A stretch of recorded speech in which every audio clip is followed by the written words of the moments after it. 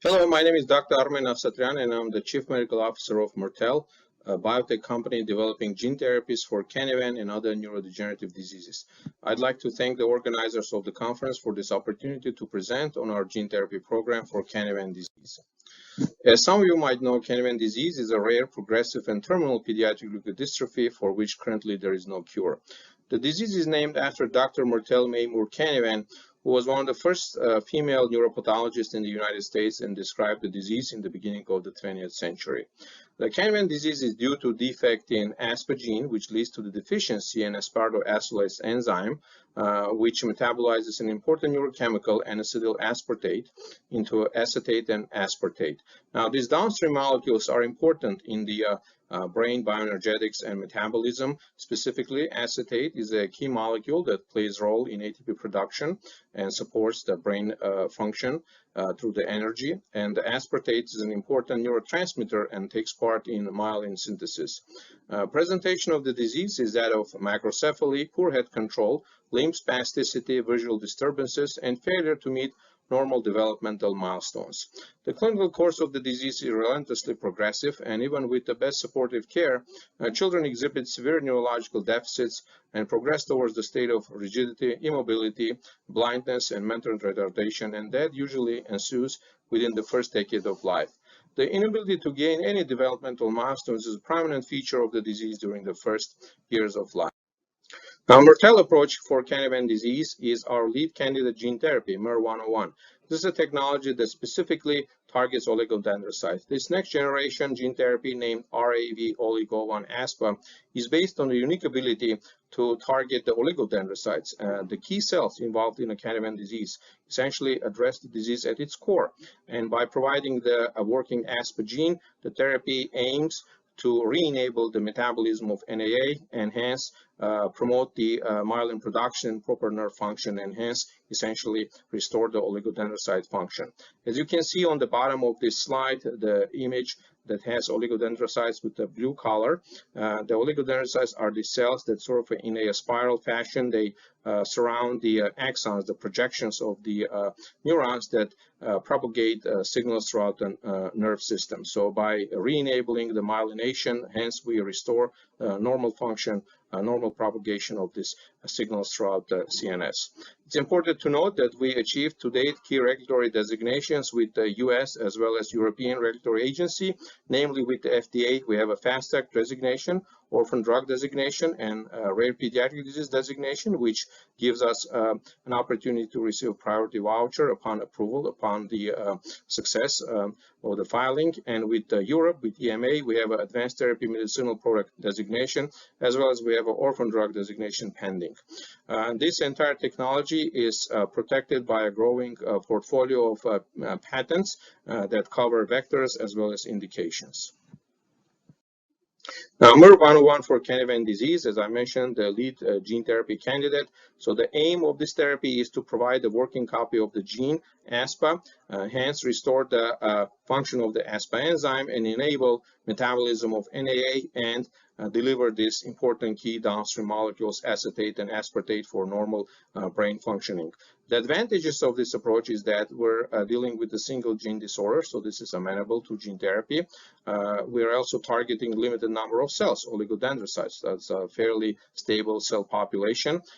We are using direct delivery of the gene therapy, and I will explain this in the later slides of my presentation.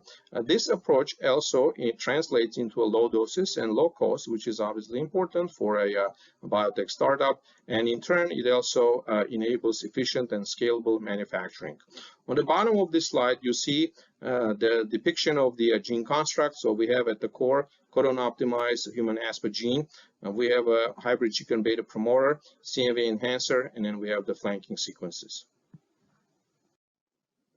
Now, in our view, MYR-101 for Canavan disease, it really represents the most advanced oligodendrocyte targeting gene therapy. Phase 1/2 first-in-human study is ongoing, and you see here the link to the clinicaltrial.gov entry. It's important to note that dosing is completed. 8 patients received MYR-101 gene therapy to demonstrate or really to confirm the proof of concept All patients are currently in a post-therapy follow-up period, which will last for a total of 5 years.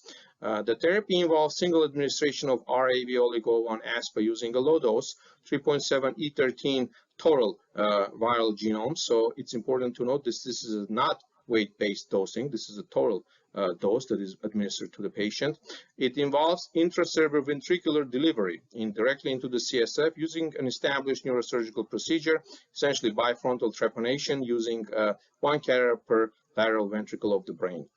Top-line safety and tolerability results and efficacy to date are that we've seen acceptable safety and tolerability. It's important, obviously, in any first-in-human trial to note the safety results. And we're also seeing a very encouraging early findings on functional assessment using validated scales, gross motor function measure, as well as Mullen scales of early learning. And we're also collecting corroborating imaging and biomarker data. Specifically, we're measuring NAA levels by single voxel spectroscopy and white matter contact using MRI. Now, I'd like to go over the study inclusion and exclusion criteria. So I should note that these are fairly standard, in my view, for gene therapy programs in a pediatric patient population. Obviously, we require definitive diagnosis of Canavan disease by a board-certified pediatric neurologist. Ages are between 3 months old and 60 months old at the time of gene therapy administration.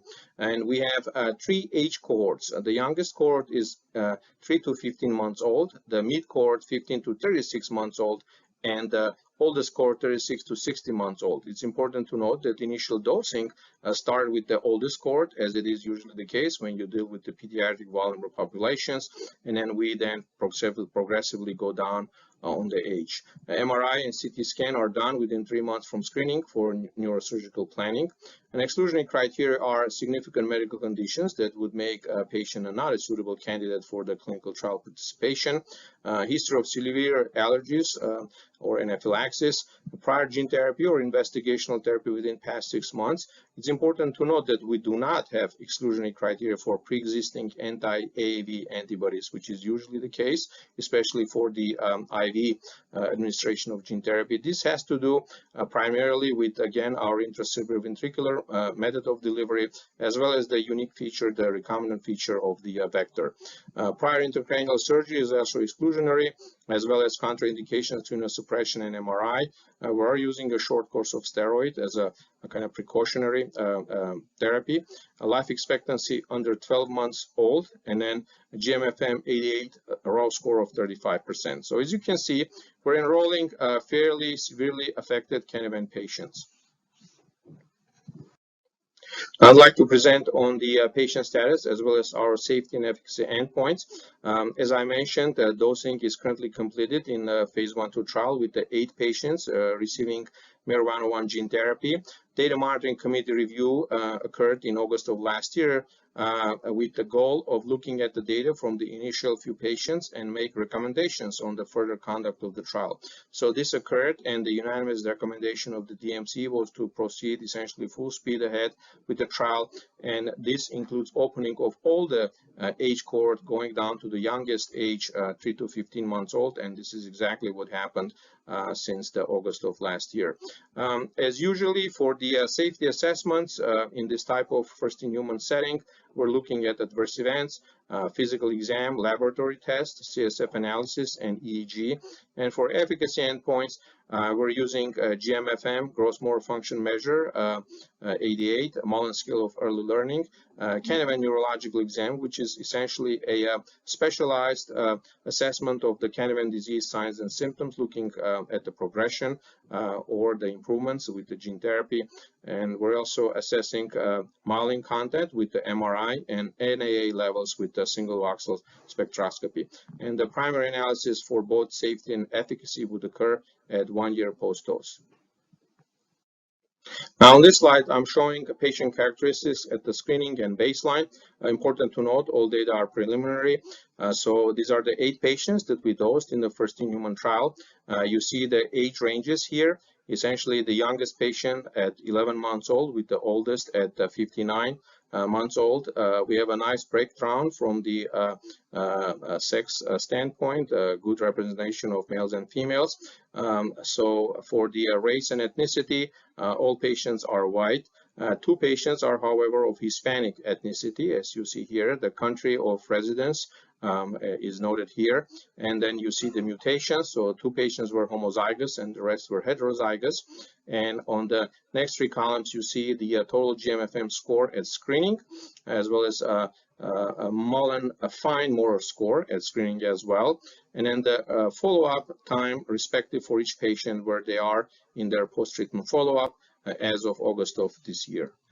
And as you can see, we have 3 patients who are fairly progressed in their post-follow-up period, more than a year out from the gene therapy. And then we have an additional cohort of 5 patients who are under 6 months, and we're obviously eager to accumulate data on all of these patients. Now, I noted that we're also collecting data on validated scales of GMFM and Mullen. And on this slide on the left, you see here the natural history data on GMFM in untreated Canavan patients. And what you see here is what I would characterize as a floor effect. Essentially, patients starting at less than 10% of normal, and with time, they're essentially progressing towards nearly 0.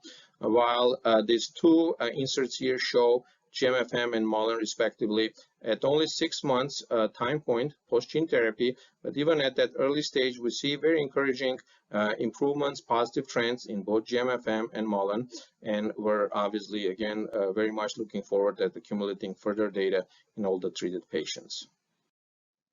As I mentioned, we're also collecting corroborating biomarker data. Again, on the left here, you see the natural history data.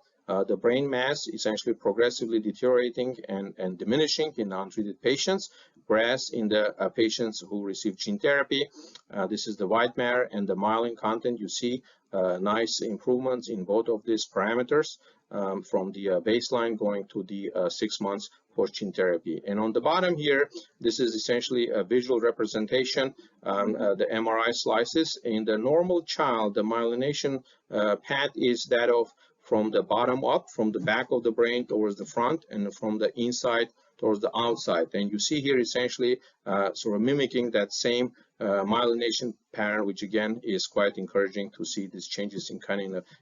Otherwise, you would see in a physiological condition. Now, with any first-in-human trial, safety and tolerability obviously are of utmost importance. And even though, again, the procedure is intracerebral ventricular delivery, but what we've seen so far, the post-operative recovery course is comparable to the similar neurosurgical procedures. There were no SAs, indeed there were no AEs that were assessed as related to the study drug, MYR-101. All subjects were discharged from the hospital within the planned time frame, which is up to 1 week post-procedure, and on average they were discharged about 3 to 4 days after the procedure. Long-term safety follow-up obviously will continue throughout the total of 5 years post-dose. Again, I'd like to thank the organizers of this conference for this opportunity to present on our gene therapy program for Canavan disease. And I'd like to acknowledge and express my deepest gratitude to everyone who was involved in this clinical development effort, and extend special thanks to the patients and their families, and also to our co-principal investigators, Drs. Jansen and Lober, and also the entire site staff at the Dayton Children's Hospital in Dayton, Ohio. Thank you.